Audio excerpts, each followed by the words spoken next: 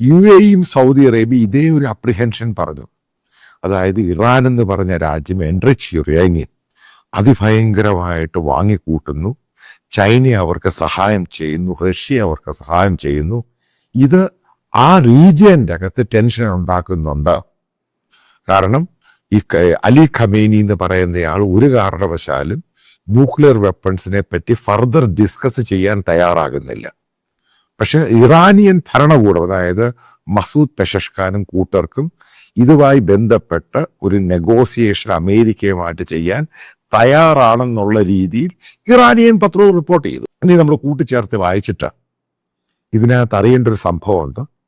ഇപ്പം കഴിഞ്ഞ ദിവസം അമേരിക്കയുടെ middle east envoy Stephen Witkoff അദ്ദേഹം ഒരു ലെറ്റർ, ട്രംപിന്റെ ലെറ്റർ നേരെ അബുദാബി റൂളർക്ക് കൊടുക്കുന്നു. മനസ്സിലാക്കുക, ഇതിനൊക്കെ അവർ ഉപയോഗിച്ചുകൊണ്ട്, നേരത്തെ ബൈഡൻ അഡ്മിനിസ്ട്രേഷൻ അമേരിക്ക എപ്പോഴും ഉപയോഗിച്ചുകൊണ്ടിരുന്ന ഖത്തറിനെയായിരുന്നു, നേരെ ഷിഫ്റ്റ് ചെയ്തു മുഴുവൻ. കാരണം ഖത്തറിനെ അടുപ്പിക്കുന്നില്ല, മാറ്റി അങ്ങ് നിർത്തിയേക്കുകയാണ്.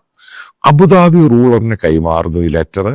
അതായത് ട്രംപ് അഡ്മിനിസ്ട്രേഷന് ഇറാനിയൻ അഡ്മിനിസ്ട്രേഷനുമായിട്ട് ന്യൂക്ലിയർ ഡീൽസിനെ പറ്റിയും സാങ്ഷനെ പറ്റി സംസാരിക്കുവാൻ, നെഗോഷിയേറ്റ് ചെയ്യുവാനും ഡിസ്കഷൻ ചെയ്യുവാനും താല്പര്യമുണ്ട്.